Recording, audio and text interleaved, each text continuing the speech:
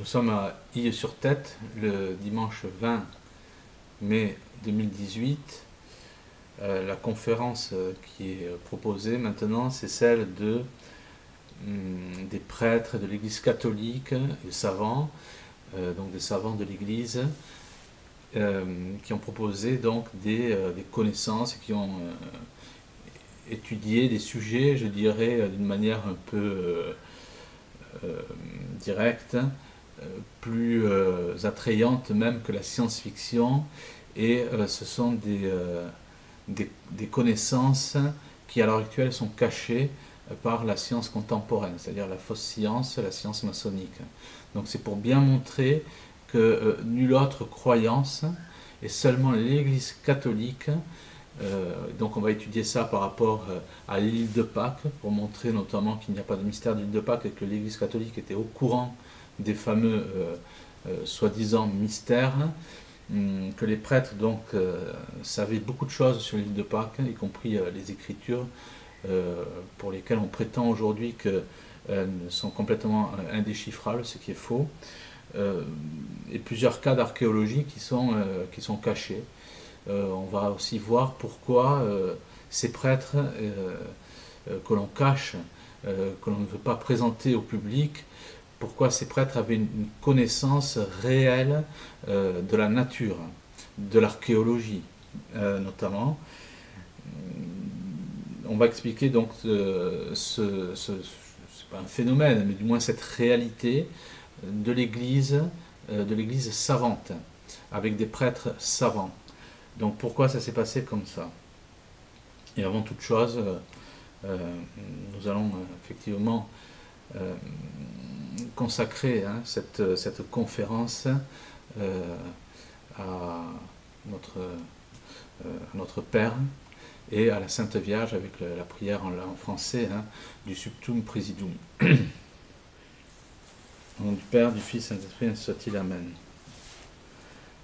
Pater noster, qui in cieli sanctificatur nomen tuum, adveniat regnum tuum, fiat voluntas tua sicut in cielo et in terra, panem nostrum quotidianum da nobis hodie, et dimitte nobis debita nostra, sicut et nos dimittimus debitoribus nostris, et ne nos inducas in tentationem, sed libera nos a malo. Amen. Sous votre protection, nous venons nous réfugier, Sainte Mère de Dieu. Ne rejetez pas les prières que nous vous adressons dans tous nos besoins, mais délivrez-nous de tous les dangers, Vierge glorieuse et bénie, ainsi soit-il. Au nom du Père, du Fils et de l'Esprit, ainsi soit-il. Donc je commencerai cette conférence par, je dirais, deux citations. La première, c'est un passage de la Bible, l'Évangile selon saint Matthieu 11, 25-26. Dieu cache les mystères aux savants et aux orgueilleux et les révèle aux simples. La seconde citation, c'est une citation donc de Fernand Crombette, qui est décédé en 1970, on dirait, qui est un anti-darwiniste, et qui a découvert donc énormément donc, de sujets comme l'arche de Noé. Il a découvert que l'arche de Noé était sur le mont Ararat dans l'actuelle Turquie, par rapport à la Bible. En comprenant bien la Bible, en l'étudiant, il a découvert donc l'arche de Noé et d'autres aspects, par exemple l'Atlantide.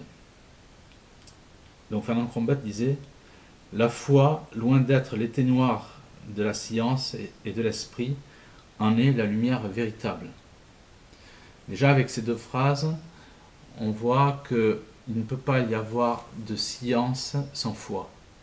Et il faut toujours avoir plus que de la réserve quand une personne qui n'a pas de foi se présente comme un scientifique. J'ai connu dans les milieux anti-darwinistes un scientifique, un physicien de très haut niveau, franc-maçon, qui a quitté la franc-maçonnerie, et qui me disait qu'il avait visité, pour présenter donc un de ses écrits, il avait donc fait la connaissance d'un directeur d'une maison d'édition catholique. Il avait été extrêmement surpris dans le bon sens par la modestie de cet homme. Et certainement que l'Esprit Saint a agi. Et quand il est rentré chez lui dans la semaine, il a ouvert la Bible. Et ce sont ces termes, à ce moment-là, il y a un voile qui est tombé de ses yeux. Donc il a quitté la franc-maçonnerie, il est devenu catholique. Donc voilà comment l'Esprit Saint agit.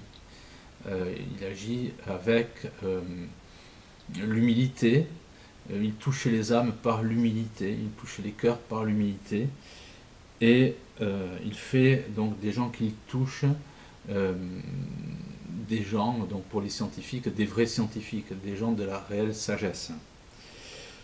Donc nous allons voir des cas de prêtres qui ont étudié, qui ont découvert des choses, je dirais, des sujets, qui ont approfondi des sujets qui, à l'heure actuelle, nous couperaient le souffle parce que ces sujets vont à l'encontre de la science qui nous est présentée pour une fausse science qui est présentée pour éloigner l'homme de Dieu.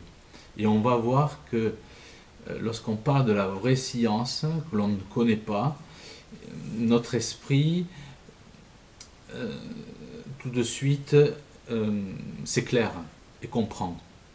Parce que l'homme est fait à la dimension de Dieu, et donc il est fait à la dimension de la vérité. Lorsqu'on a affaire à quelque chose, quand on est au contact de quelque chose de vrai, on comprend, et tout de suite notre esprit est dans une posture donc de compréhension, mais aussi de curiosité, de bonne curiosité, et donc on approfondit et il se crée un épanouissement, c'est ce qui est tout à fait normal. Alors que la fausse science nous amène de question en question, de fausses réponses en questionnement, on y passe la vie comme ça, et c'est tout simplement le démon qui nous prend par le bout du nez et qui nous fait perdre notre temps. Là c'est différent, l'Esprit Saint nous amène dans le vrai, et les intelligences tout de suite s'illuminent. Voilà comment ça se passe dans le royaume de notre Seigneur. Il n'y a pas de faux mystères, il n'y a aucun mystère. Dieu nous aime et il nous apporte les réponses. Effectivement, pour que nous l'aimions, puisque la nature, y compris même l'univers, sont faits de telle manière à comprendre la grandeur et la gloire de notre Seigneur. Le cas qui a retenu mon attention, le premier cas, c'est celui du père Crespi, qui en 2010 a fait l'objet d'une étude pour sa béatification. Donc ça a été fait par le Vatican, hein, même le pays de l'Équateur avait sorti un timbre à son honneur. Le père Crespi est un père missionnaire italien qui était parti en 1900, dans les années 20, et puis précisément en 1927 en Équateur. Et donc il est au contact de tribus indiennes, notamment les Jivaros, qui sont connus sous l'appellation des réducteurs de tête. Et lui il filme la tribu des Indiens, des Shuar Ashuar. Et la découverte qu'il fait est une découverte fantastique que l'on a cachée. C'est-à-dire qu'il découvre, grâce aux Indiens, des galeries souterraines, secrètes, que l'on appelle la Cueva de los Tallos, la cave des colibris. Et donc dans ces galeries souterraines qui font des kilomètres, il y a des plaques en or où on voit des Indiens scruter le ciel avec des lunettes, faire des trépanations du cerveau, monter des dinosaures. Donc ça je l'explique notamment dans le livre sur les géants, où les hommes ont connu les dinosaures.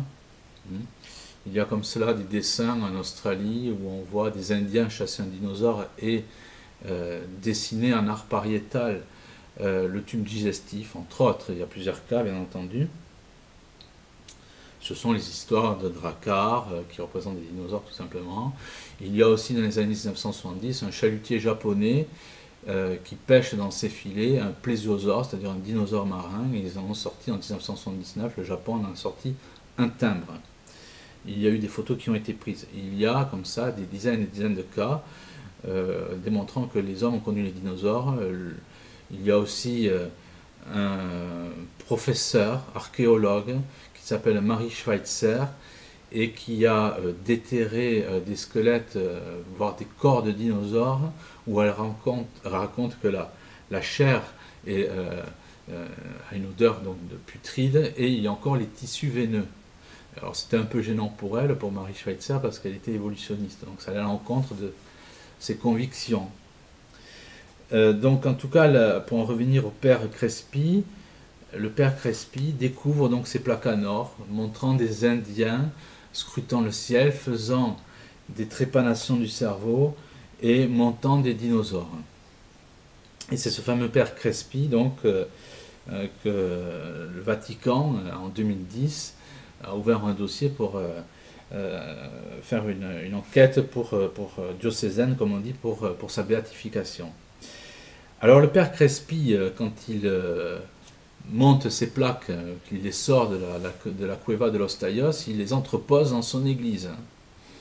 Et là, nous sommes dans les années, fin des années 50, 1950, et tout de suite, son église prend feu. Il y a plusieurs incendies, et il y a même des vols. C'est-à-dire que la plupart de sa collection est détruite ou bien volée. Ce qui est très étonnant, c'est qu'en 1974, deux personnes mènent une expédition qui sera l'expédition de spéléologie la plus chère et la plus longue de l'histoire, donc de la spéléologie. Ces deux personnes sont c'est un ingénieur donc, écossais spécialisé dans l'Atlantide qui s'appelle Stan Hall et Armstrong, c'est-à-dire l'homme qui n'a jamais été sur la Lune. Les vidéos en tout genre y sèment le doute.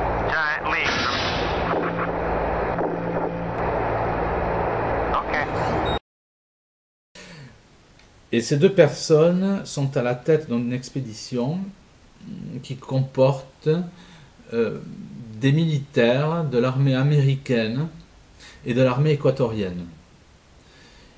Et tout à fait discrètement, ils vont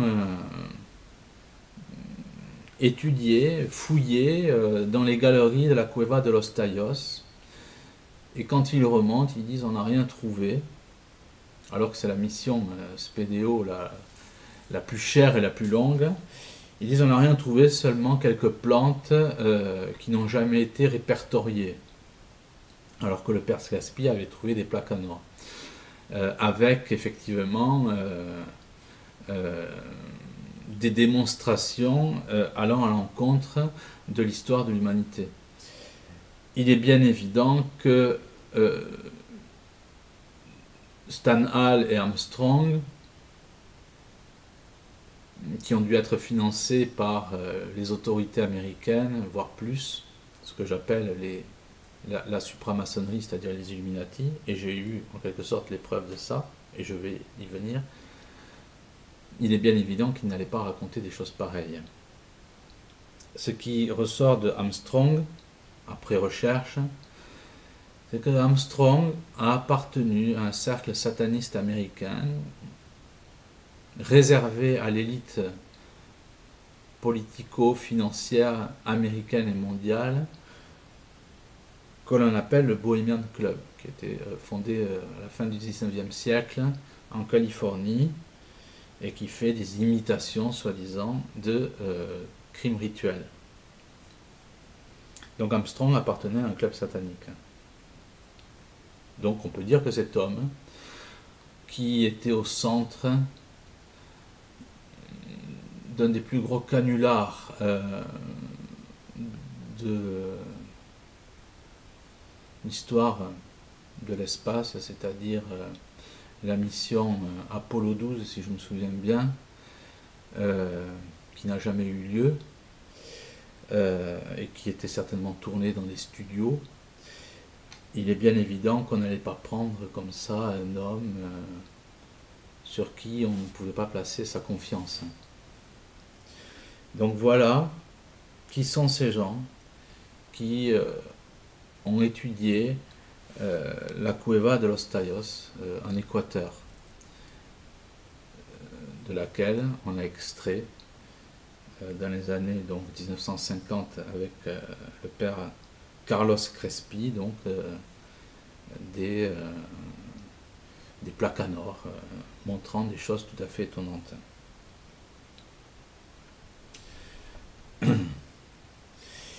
Il y a aussi le cas du père Athanasius Kircher, qui est un père jésuite, lui, du XVIIe siècle, qui est né en 1600 et qui est décédé en 1681. C'est un père allemand, spécialiste de langue, puisqu'il parle 29 langues. Et en plus de cela, il est un archéologue. Et dans un de ses livres, publié en 1665, qui s'appelle Mundus Subterraneus, il étudie l'Atlantide. Et il étudie aussi, il fait une classification, devrais-je dire plutôt, des géants, c'est-à-dire d'hommes ayant mesuré plus de 4 mètres. En introduction de cet exposé, j'avais dit que les connaissances de ces hommes d'église étaient supérieures à la science-fiction. Sauf que là, nous sommes dans un domaine qui est vrai et qui est caché. Donc, Athanasius Kircher parle des géants et met aussi l'hypothèse que l'Atlantide était une île habitée par les géants. On voit dans le livre de Platon, le Critias, des descriptions de fossés immenses, laissant penser que l'Atlantide était donc une île où les habitants avaient la connaissance d'une technologie supérieure à la nôtre. Ce qui me permet de dire ça, ce sont les déclarations de Frédéric Soddy, S-O-D-D-Y, qui n'est pas n'importe qui a été prix Nobel de chimie en 1921 et qui affirme que les Atlantes avaient une connaissance technologique supérieure à la nôtre. Il est un fait, quand on lit Platon, que Poséidon était le roi de l'Atlantide, enfin un des rois, et que les Atlantes avaient taillé la roche pour bâtir le palais de Poséidon. Et ce qui est très intéressant, et ce que j'ai décrit dans ce livre, c'est que Poséidon avait un petit-fils qui était un géant, chef d'une civilisation.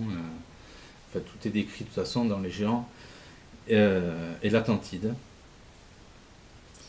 Donc on voit bien qu'il y a des faisceaux convergents pour démontrer que l'Atlantide, à la lecture donc, du Critias et des fouilles archéologiques, que l'Atlantide, comme le montre et comme l'affirme le père Athanasius Kircher, était bien habité par des gens ayant la connaissance d'une technologie de haut niveau et certainement des géants.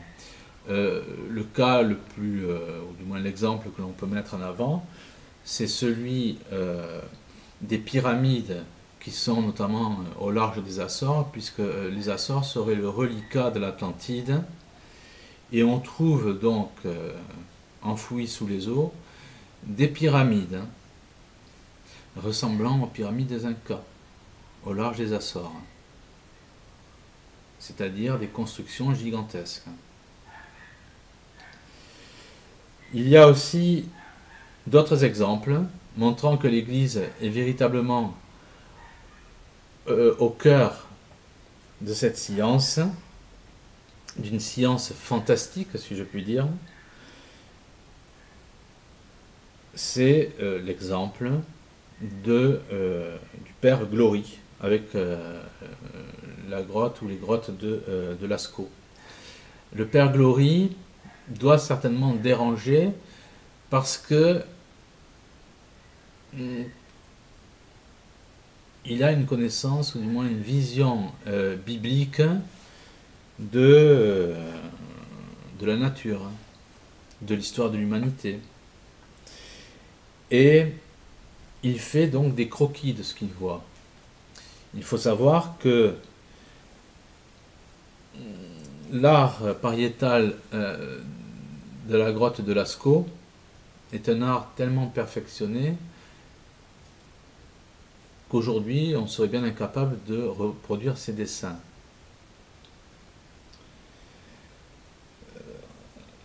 Donc le père Glory fait des dessins, des croquis, de ce qu'il voit, de ce qu'il étudie, et le père Glory a en 1960 un premier accident de voiture.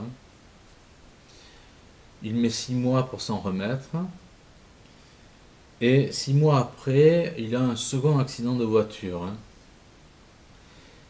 qui lui coûte la vie. Sa maison est, je dirais, est vandalisée en quelque sorte, et les voleurs n'emportent rien à l'exception des croquis qu'il a fait. Ça, c'est écrit notamment dans le CEP, c'est-à-dire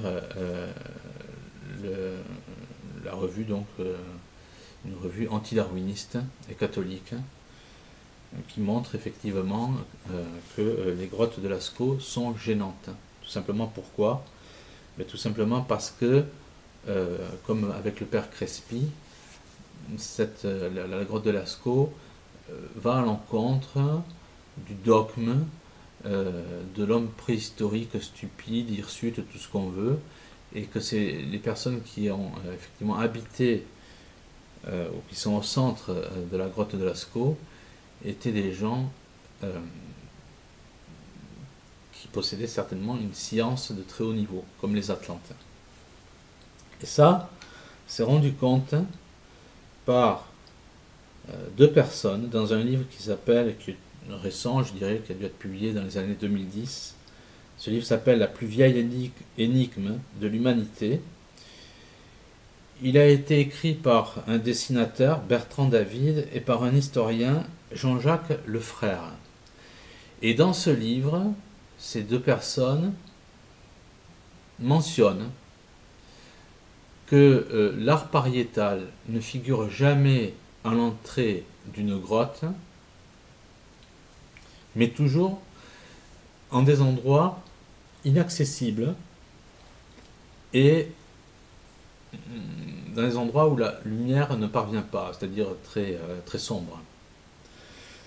Donc ça pose la question, une fois de plus, de gens qui étaient certainement des connaisseurs d'une technologie très avancée.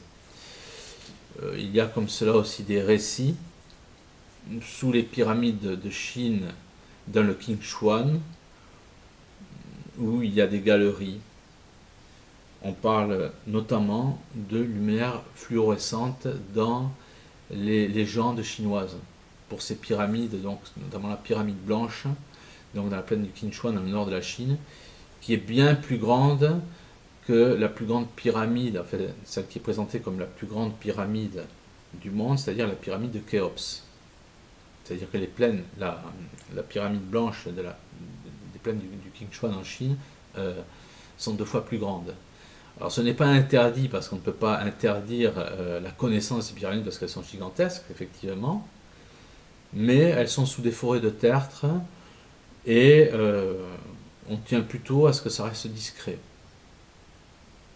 Mais toujours est-il que le père Glory qui avait, et ça j'y reviendrai en fin d'exposé, le père Glory avait certainement une vision, une compréhension de l'archéologie, de l'histoire de l'humanité, complètement à l'opposé de ce qui nous est présenté par une science darwiniste. Et le fait est que il y a eu 2 accidents de voiture. Le second a été mortel et on a pris dans sa maison, donc juste après sa mort, les croquis qu'il avait dessinés. Nous avons aussi le cas d'un autre prêtre à Malte qui fait l'étude d'un hypogée, donc qui sont des galeries qui ont été habitées.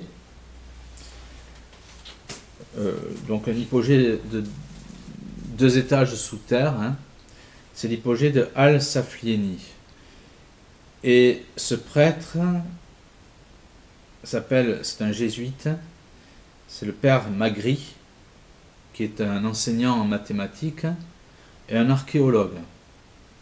Alors lui, ce qui est très curieux, c'est qu'il étudie cette hypogée.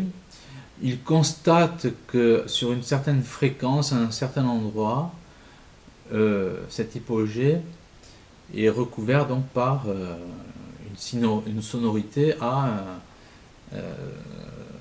une certaine émission, enfin à une certaine fréquence.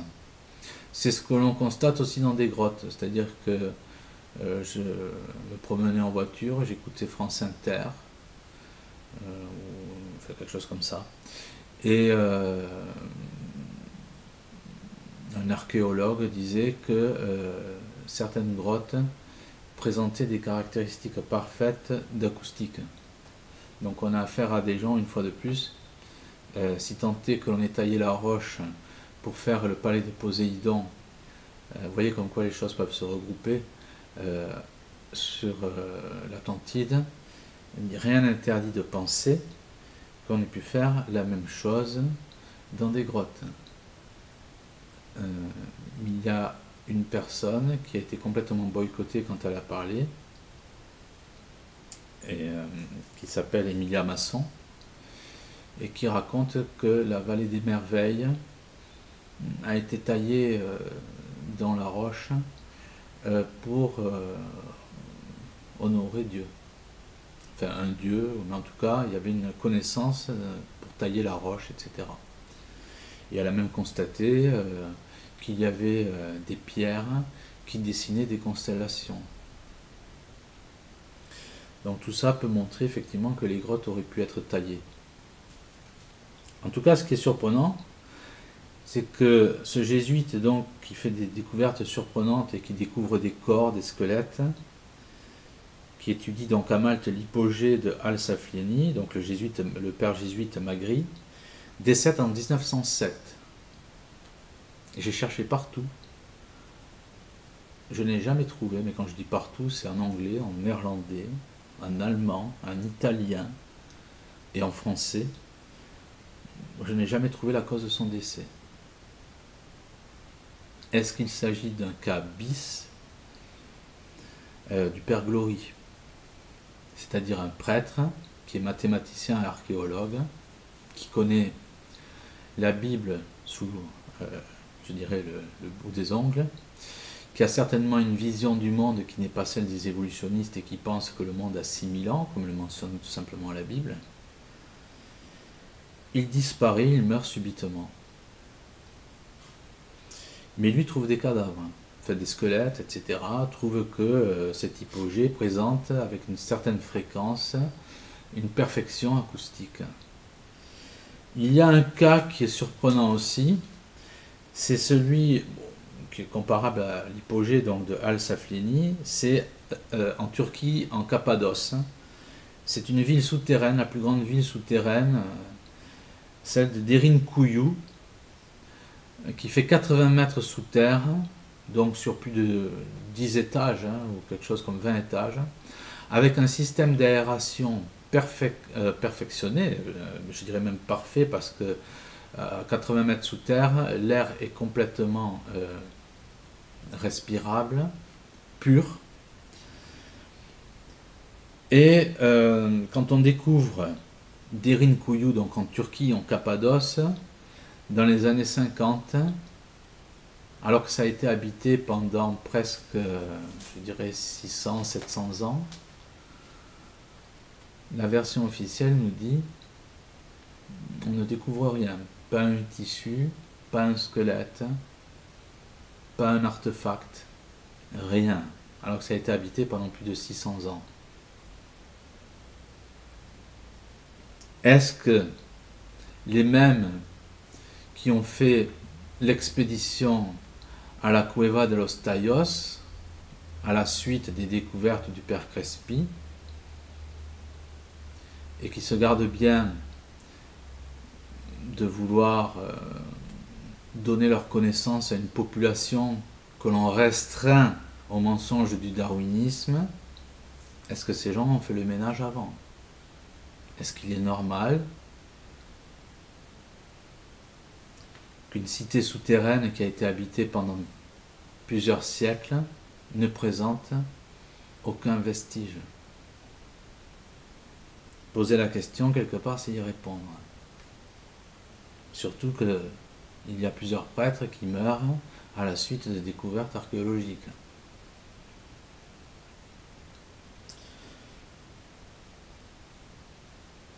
Nous avons le cas aussi de l'île de Pâques, que l'on présente comme un mystère, et qui n'en est pas un. Tout simplement parce que, comme je le disais, on veut cantonner l'humanité dans une fausse science présentée par les plus grands menteurs de ces temps, les plus grands idiots de ces temps, ce sont les francs-maçons, qui sont particulièrement nuisibles, parce qu'ils sont les ennemis de Dieu. Et donc, pour arriver à leur dictature, pendant des siècles, ils se sont acharnés avec une fausse science, des livres d'une très mauvaise qualité. Ils se sont échinés, effectivement, à couper la créature du Créateur, pour dire les choses comme elles sont, pour arriver à l'avènement de l'Antéchrist. Et pour l'île de Pâques, c'est pareil. On nous dit que les rongo-rongo, ces bois qui présentent les écritures hiéroglyphiques de l'île de Pâques, sont indéchiffrables. Et il y a notamment plusieurs prêtres qui savaient lire, qui ont déchiffré ces écritures. Je pense au très révérend père Étienne Jérôme Rouchouz, qui est décédé en 1842. Et je pense aussi à Monseigneur Tépano Jossen, qui était sur place, et qui a dressé un tableau de tous les caractères pasquans qu'il put recenser et étudier. Et donc sur mon livre de l'île de Pâques, j'écris « Il a établi avec rigueur certaine le sens littéral de ces signes. »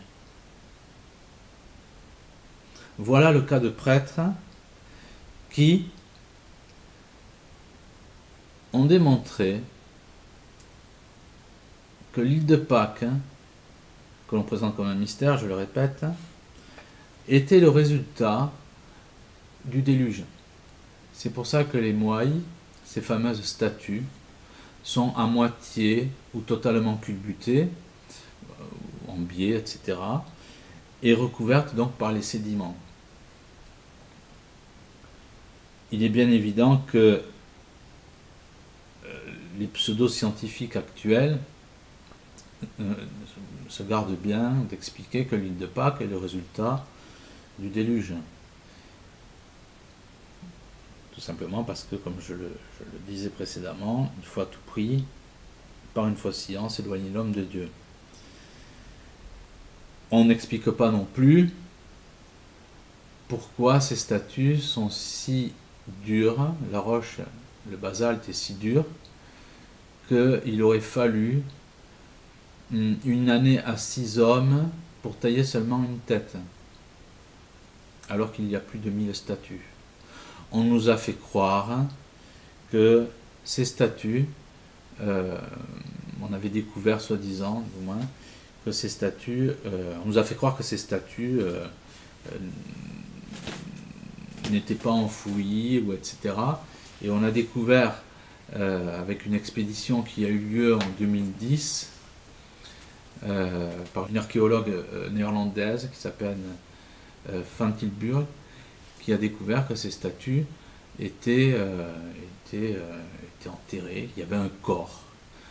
Ces statues avaient un corps.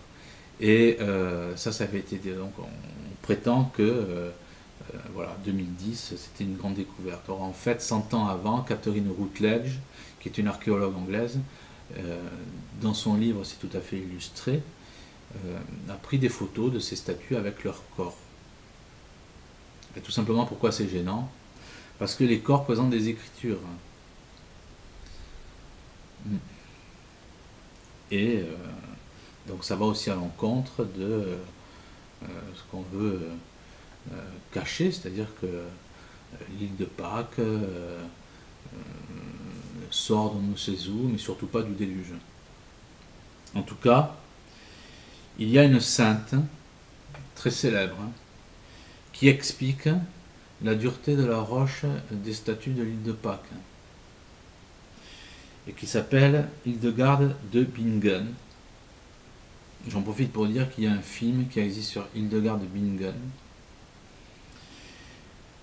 en allemand mais sous-titré en français, qui est décédé en 1179. Alors, Hildegarde de Bingen, pour dire les choses sur sa vie, sur ses recherches, elle a écrit des traités d'astronomie, des traités de médecine dont on se sert actuellement. Bien entendu, une certaine classe se sert de ces découvertes qu'elle a eues par vision. Et sainte Hildegarde explique que avant le déluge, comme il ne pleuvait pas, la terre donnait des fruits très riches, etc., en vitamines, et également que la roche était beaucoup plus dure que maintenant. Ce qui peut expliquer pourquoi la roche, donc le basalte des statues donc, de l'île de Pâques était particulièrement dure. Et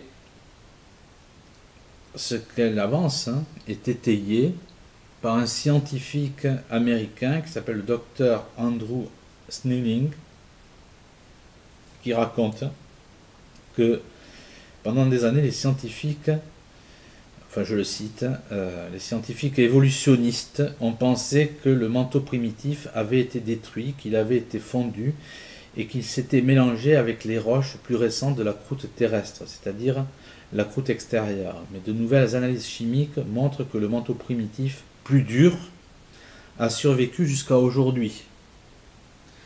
C'est-à-dire que la population pasquane a pu utiliser, et ça irait dans le sens donc de sainte Hildegarde, a pu utiliser cette roche pour faire ses statues.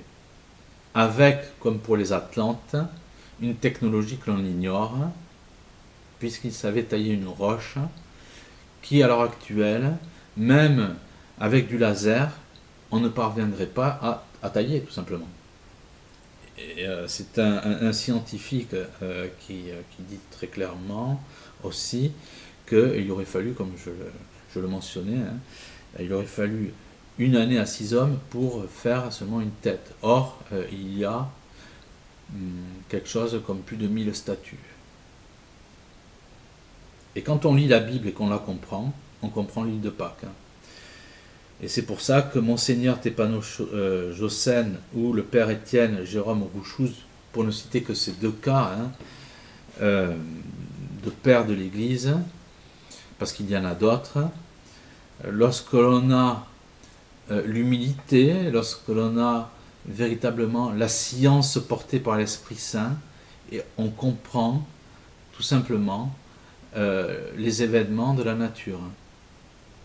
C'est aussi simple que ça. C'est aussi simple que ça. Ça rejoint la conversion de ce scientifique qui disait que quand il a commencé à lire la Bible, un voile est tombé de ses yeux.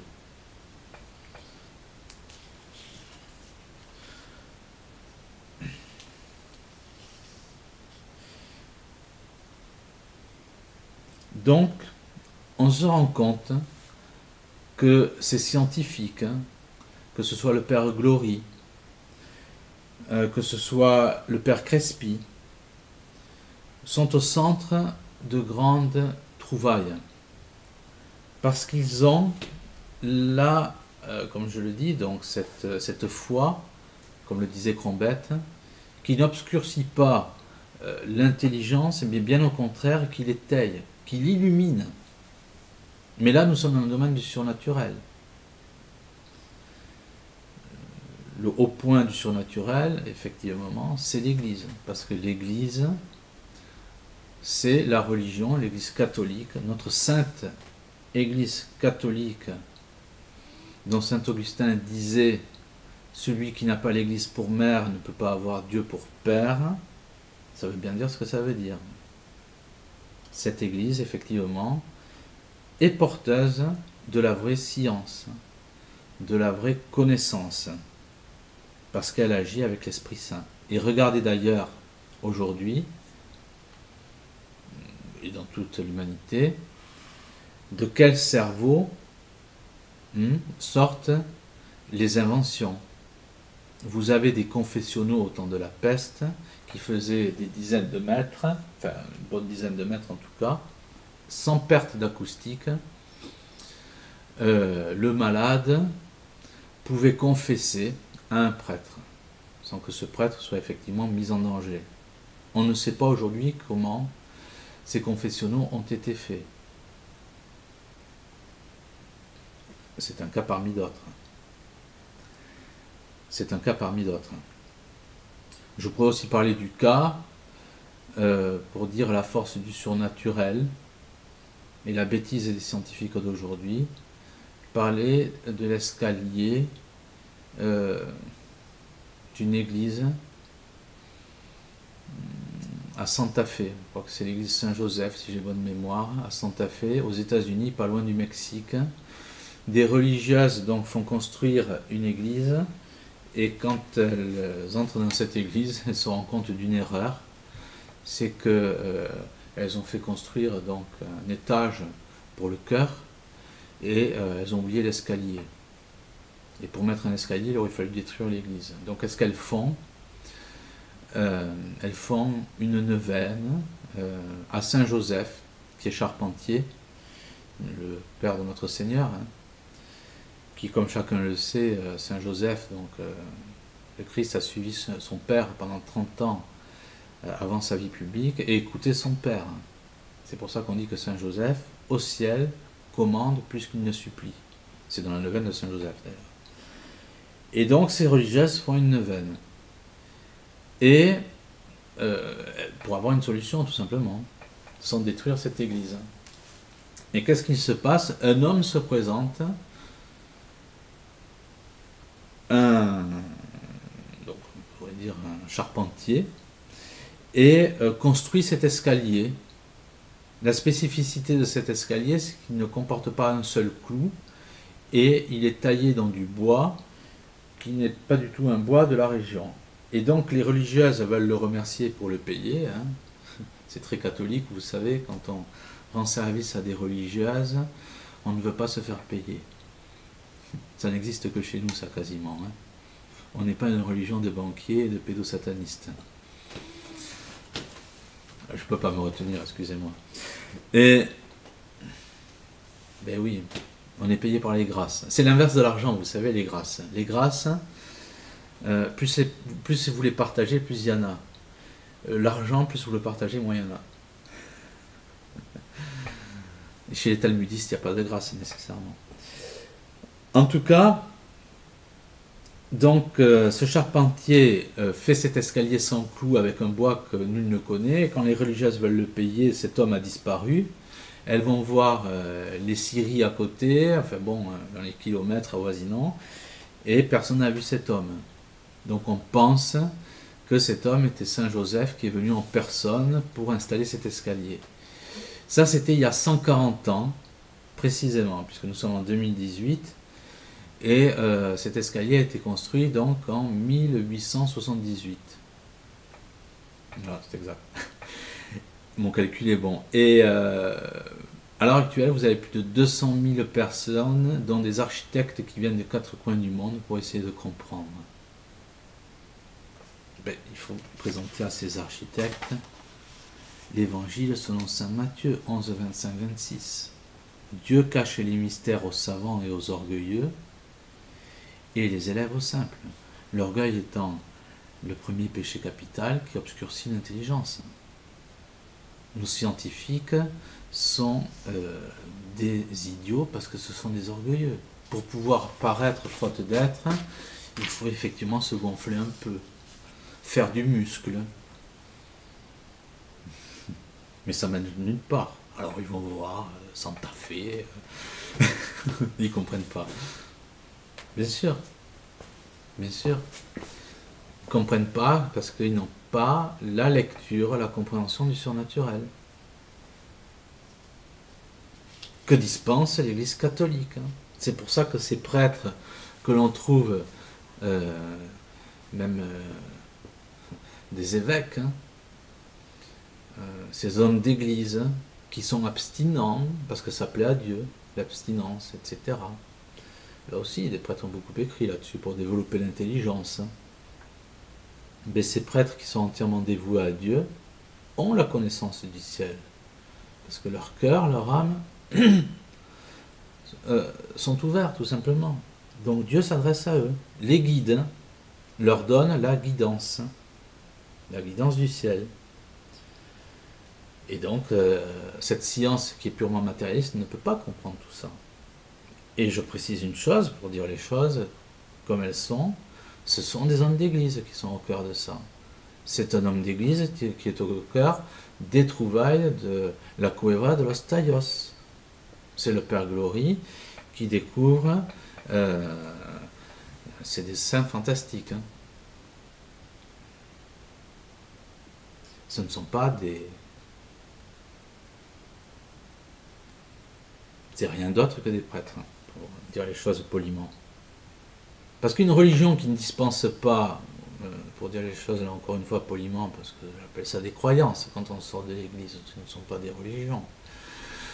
Parce que religion, ça veut dire c'est le lien avec Dieu. Il n'y a aucun lien avec Dieu dans l'islam ou dans le judaïsme. Saint Jean Chrysostome l'explique au IVe siècle. Les Juifs, après la crucifixion du Christ, perdent leurs prophètes, sont disséminés dans le monde entier, le temple est détruit pour la seconde fois. Ce sont des signes. Ce sont des signes. On le voit avec le baptême de Clovis. Hincmar, qui raconte le baptême de Clovis avec saint Rémy, dit très clairement que le peuple élu n'est plus le peuple d'Israël. Le peuple élu, c'est la France, c'est les catholiques.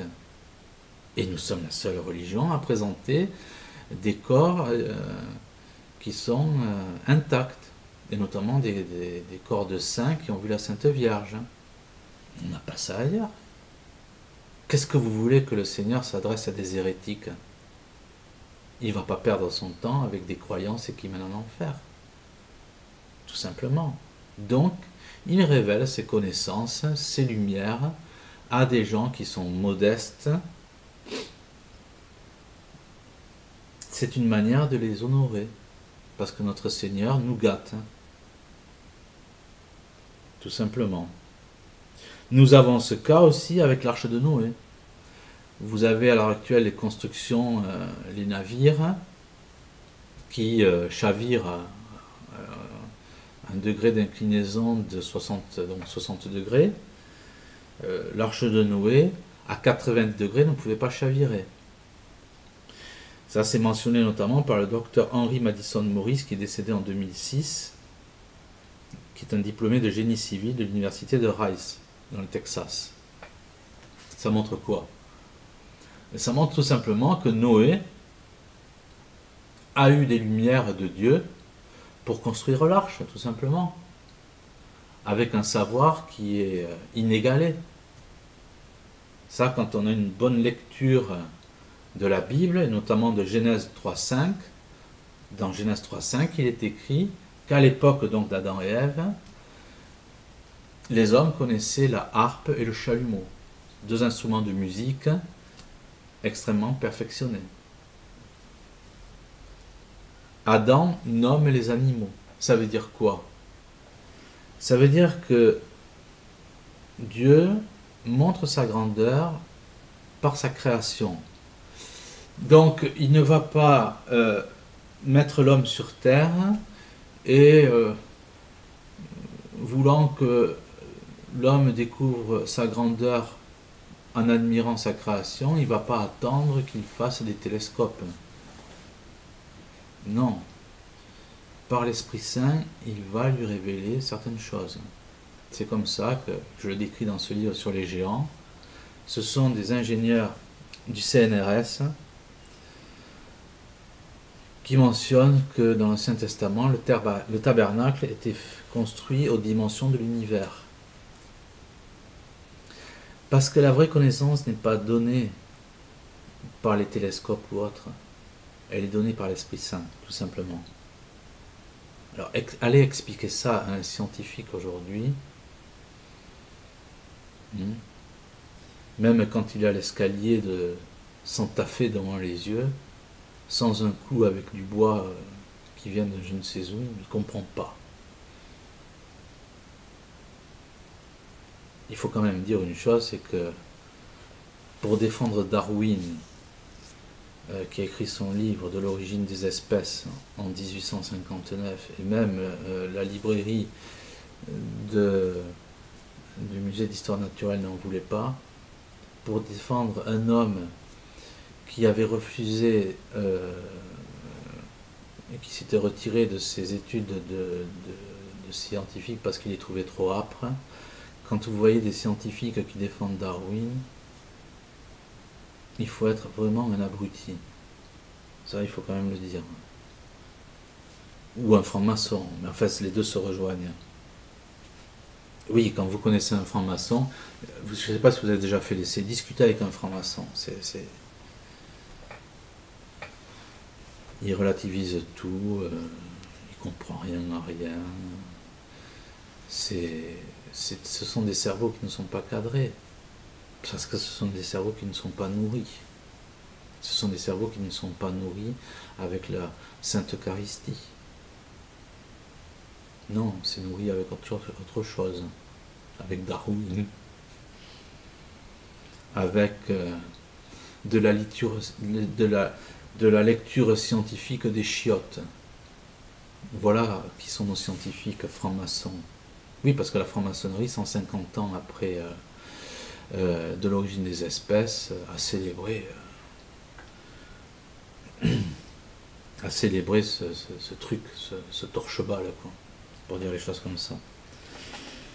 Donc, l'Esprit Saint, par la grâce, éveille les esprits. C'est comme ça que ce scientifique me disait, quand il a ouvert la Bible, un voile est tombé de ses yeux.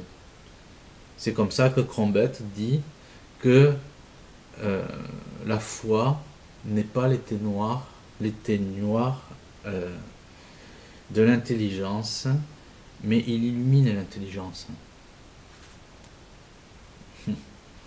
Discuter avec un musulman, j'ai fait la connaissance de deux femmes musulmanes à Lourdes, converties pour l'une il y a 20 ans. Elle a tout compris. Et tous les musulmans qui se convertissent disent: avec le Christ et la Sainte Vierge, nous avons découvert l'amour, nous avons découvert véritablement la liberté. Nous ne sommes plus oppressés, etc., etc. C'est une autre vie qui s'ouvre avec notre Seigneur. Mais encore faut-il vouloir l'accepter. Parce que le démon fait bien les choses. Quand vous présentez notre Seigneur Jésus-Christ, quand vous présentez notre Sainte Mère, le démon agit avec l'orgueil. Combien vous entendez de fois des musulmans dire cet homme ne connaît pas l'islam, comme si Dieu avait besoin des livres et de perdre des années pour se révéler à sa créature. Non, Dieu se révèle simplement, avec amour, par les miracles qui sont absents de l'islam et du judaïsme, ou du moins du talmudisme.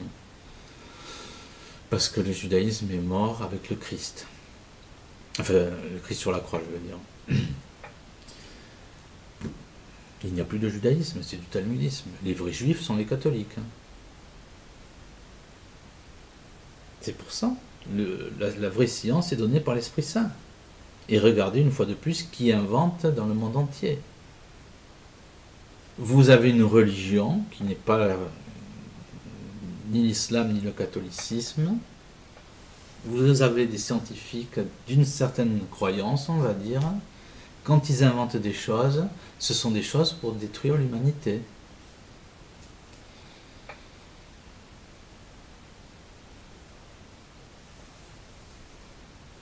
Ce n'est pas l'Esprit Saint qui est là. Mais ça sort de scientifiques qui travaillent, qui sont d'un certain bord religieux. Quand ils trouvent quelque chose, ce n'est pas pour le bien de l'humanité, mais c'est pour la détruire.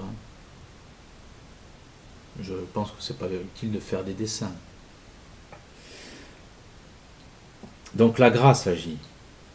Et on le voit notamment dans les conversions, ou du moins dans l'évangélisation. J'ai lu un livre qui s'appelle 31 ans chez les Papous. Ça se passe dans les années 1930. C'est un père missionnaire qui part là-bas, donc il va évangéliser les cannibales, pour dire comme c'est. Et on se rend compte de quoi? Eh bien, l'accueil n'est pas très chaleureux, hein, autant vous le dire. Et pour vous faire une description du décor, la magie va bon train. C'est-à-dire, et alors maintenant des trucs... ils prennent des serpents les plus venimeux au monde, ils mettent ça dans des bambous, et enfin ils mettent la bête dans le bambou, qu'ils chauffent, ils tapent dessus, donc le serpent il est assez énervé, et ils mettent un morceau de tissu,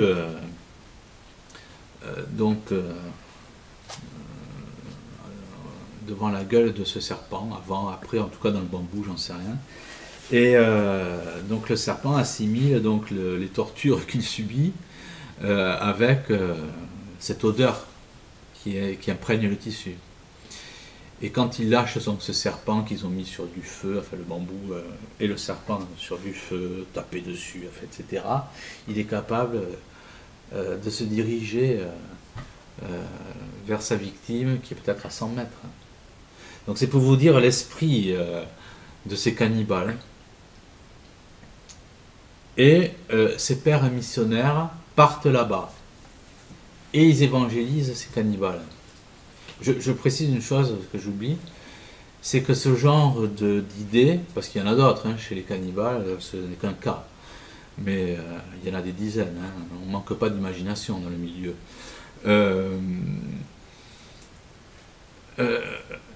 Ça ne peut pas venir d'un cerveau humain, ça vient bien d'une inspiration. Et donc ces pères qui évangélisent, mais comment ils font pour évangéliser? Ils ne font pas comme les protestants. Les protestants, quand ils évangélisent maintenant, ils prennent je ne sais quoi, les avions, les trucs comme ça. Là, ils vont évangéliser, ouais. Mais surtout pas chez les cannibales. Hein. Ils vont évangéliser les cathos qui ont oublié leur religion, ça ils savent faire à peu près. Style les témoins de Jéhovah, tous ces minables-là, oui. Mais ces pères missionnaires, eh bien, ils partent avec des sandalettes, comme les apôtres, hein, qui ont évangélisé le monde. Ils ne partent pas avec le baccalauréat. Hein. Ils partent avec une paire de sandalettes, une canne, et à 12, ils posent la croix partout. Ça, c'est pas l'islam qui le fait. C'est pas le judaïsme. C'est le catholicisme, avec l'Esprit Saint. Et le prêtre qui a écrit ce livre, donc 31 ans chez les Papous, il dit nous étions sans pistolet. On n'avait pas le gun dans la poche. Non, non, avec l'Esprit Saint. Avec l'Esprit Saint. Parce que l'Esprit Saint inonde tout simplement. Nous le constatons aussi au niveau de la nature. Regardez Saint Patrick qui évangélisait l'Irlande. C'est pour montrer donc cette force. Quand il évangélisait l'Irlande, toutes les bêtes dangereuses à l'homme fuient l'île. Regardez comme par hasard la nature dans les pays musulmans. C'est une nature hostile à l'homme. C'est une nature hostile à l'homme. Regardez cette croyance où il y a le plus de suicides. Hervé Ryssen raconte, notre ami Hervé Ryssen raconte que les taux de suicide sont exorbitants chez les talmudistes en Israël. C'est ce qu'il dit. En tout cas, si vous allez dans des pays qui offrent des populations mitigées, comme l'Écosse, où vous avez 3/4 de protestants et 1/4 de catholiques, regardez le visage des gens, vous voyez qui est catholique et qui est protestant. Regardez quelles sont les villes catholiques et quelles sont les villes protestantes. Dans les villes protestantes, vous avez l'église évangéliste de ci, de ça. Ce sont des villes complètement sombres et avec des distributeurs automatiques et des banques à tous les coins de rue. Chez les catholiques, vous n'avez pas ça. Chez les catholiques, vous avez des gens qui sont... et même à l'heure actuelle, donc c'est dire avant, ce sont des gens modestes, mais qui ont un visage souriant. Souriant. Regardez le martyre des saints catholiques. Ce sont des saints qui vont au supplice et qui ne souffrent pas le cœur léger. Vous n'avez pas ça dans les autres pseudo-croyances. Pas du tout. C'est le catholicisme qui a civilisé le monde entier. Regardez chez les Incas. Ça a été une abomination, la civilisation Inca. Et les francs-maçons veulent nous faire passer la Grèce pour une civilisation de haut niveau. Je me souviens avoir fait l'achat d'un livre en anglais, parce que où on raconte que en Grèce, il y avait des offrandes, c'est-à-dire des mises à mort d'hommes, enfin, des crimes rituels, pour dire les choses comme elles sont. Et un cas qui est particulièrement connu pour montrer le vice des francs-maçons, c'est-à-dire que les francs-maçons veulent, comme ils mentent dans la science, ils veulent mentir avec l'histoire. Donc ils vont dire, voilà, telle civilisation qui n'est pas catholique était une bonne civilisation. Ils ont fait ça avec Knossos en Crète. Et quand Arthur Evans, dans les années 1900 ou 1910, a découvert Knossos, on a présenté, d'ailleurs quand vous visitez Knossos, les guides tout de suite ils vous disent c'est une civilisation parfaite. Entre guillemets, ils ne connaissaient pas le Christ, mais c'est une civilisation parfaite. Manque de chance, on a découvert des crimes rituels, voilà.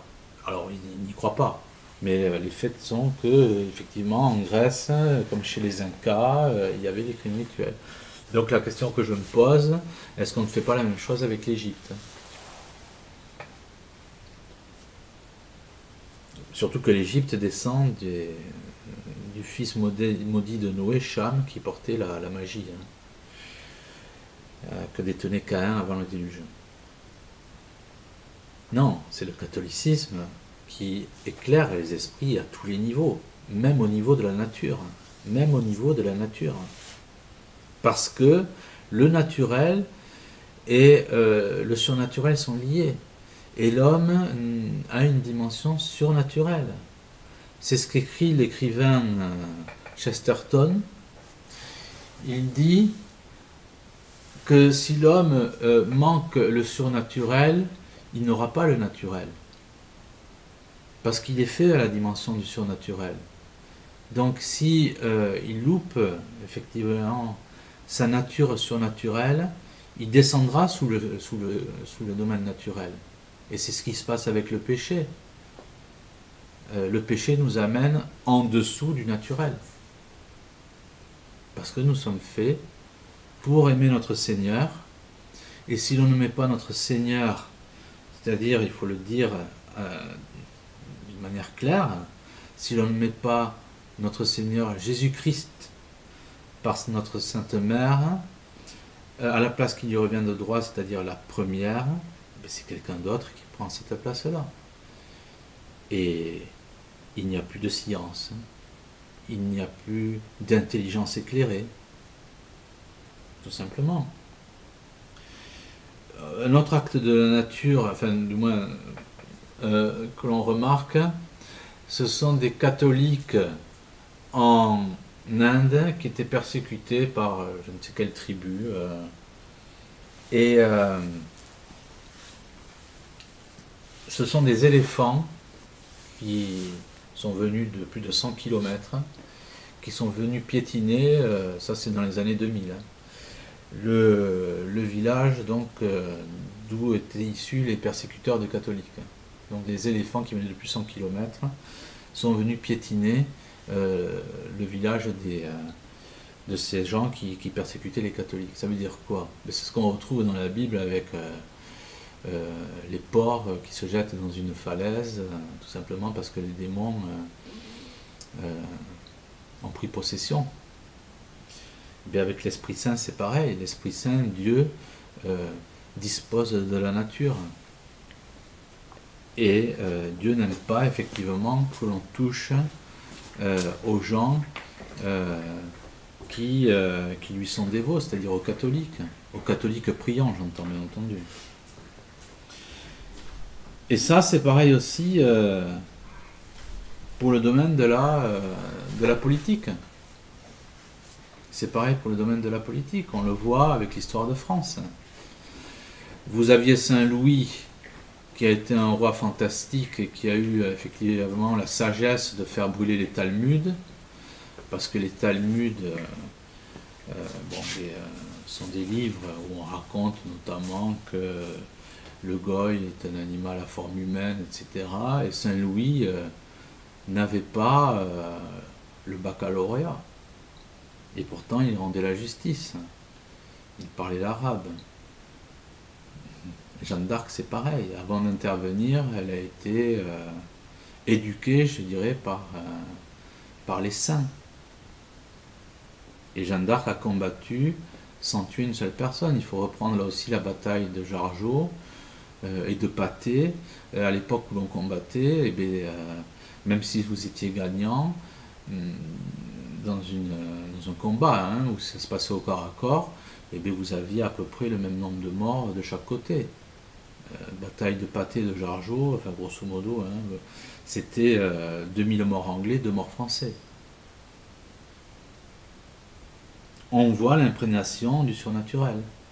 On voit que quand Jeanne d'Arc, effectivement, avec la triple donation que je mets souvent en avant, en 1429, on voit l'œuvre de l'Esprit Saint.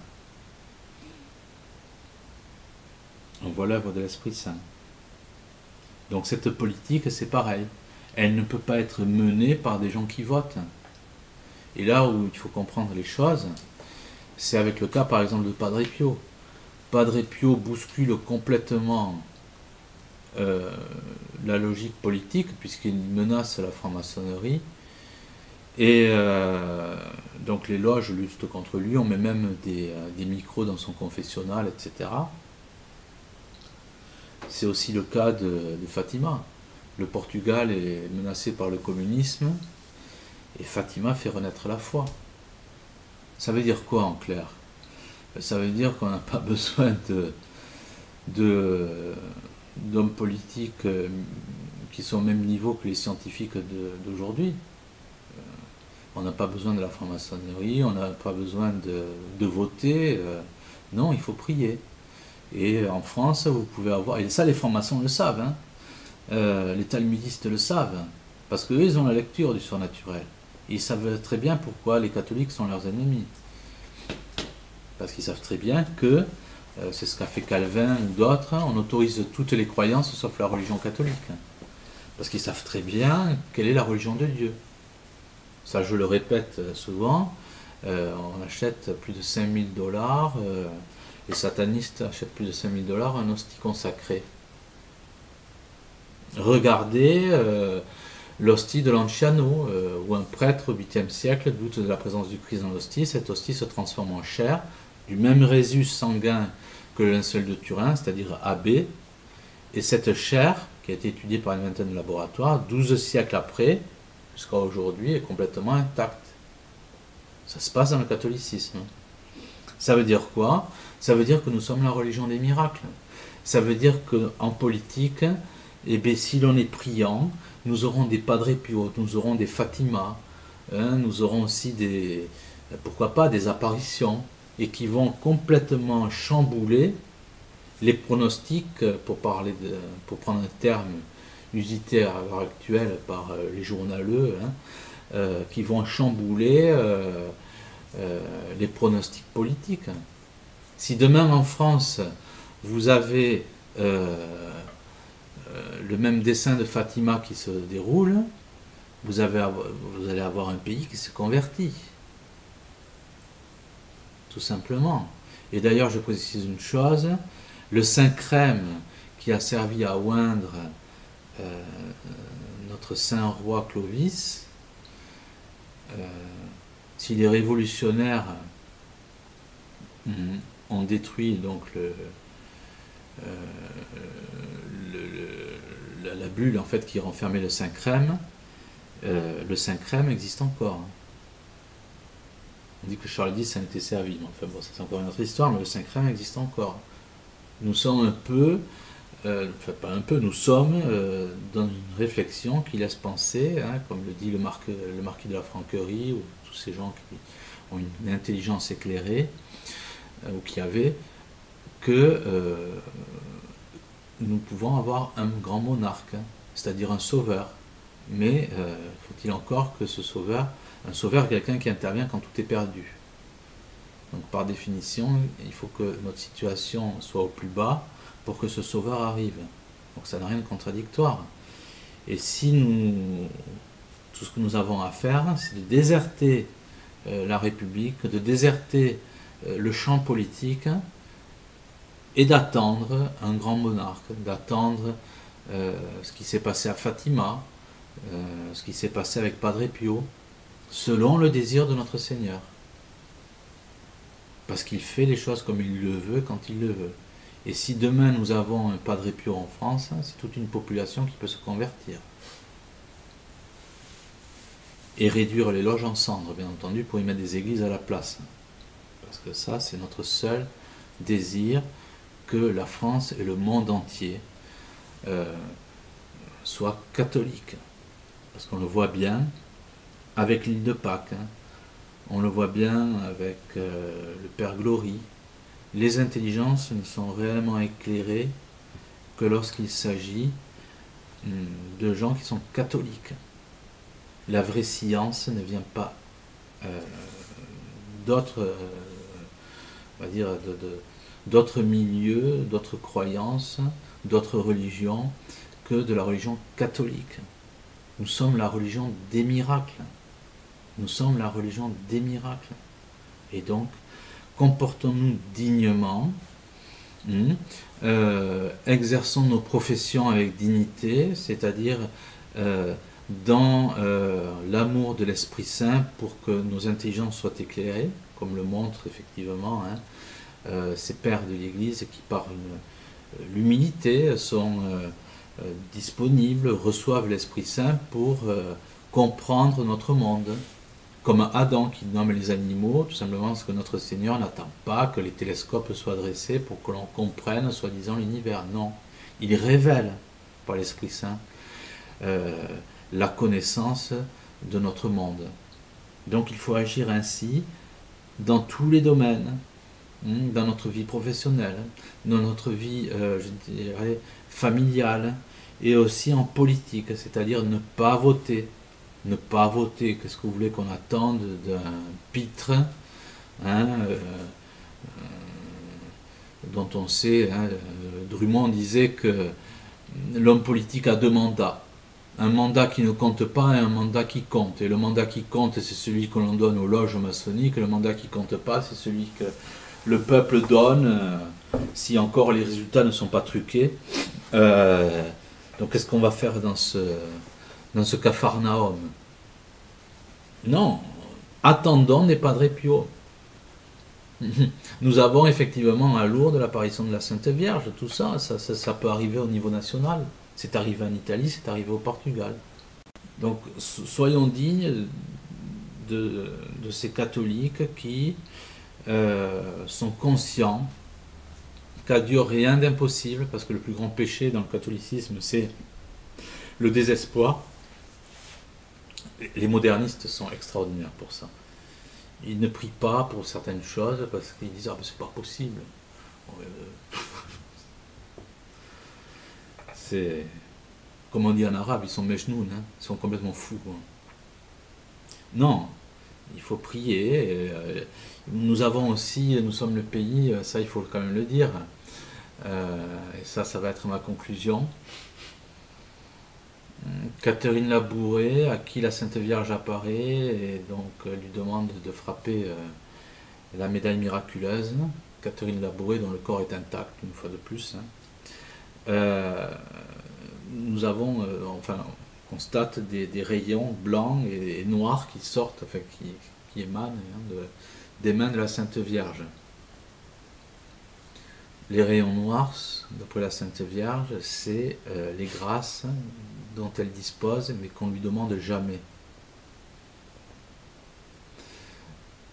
Il y a une histoire qui raconte que Paris a été sauvé pendant la Seconde Guerre mondiale parce qu'un aviateur très catholique a pris des poignées de médailles miraculeuses pour les lancer sur Paris. La médaille miraculeuse doit être portée autour du cou par chaque catholique, mais aussi on peut la placer dans certains endroits qui ne sont pas catholiques. Ça ne sert à rien, comme on a fait dans une certaine ville en France, de monter pour déployer des banderoles, pour montrer qu'on s'oppose à l'invasion de ce pays et prendre des risques avec la justice. Ça ne sert à rien tout ça. Prenez des médailles miraculeuses, placez-les là où il faut. La Sainte Vierge fera le reste. Je vous remercie.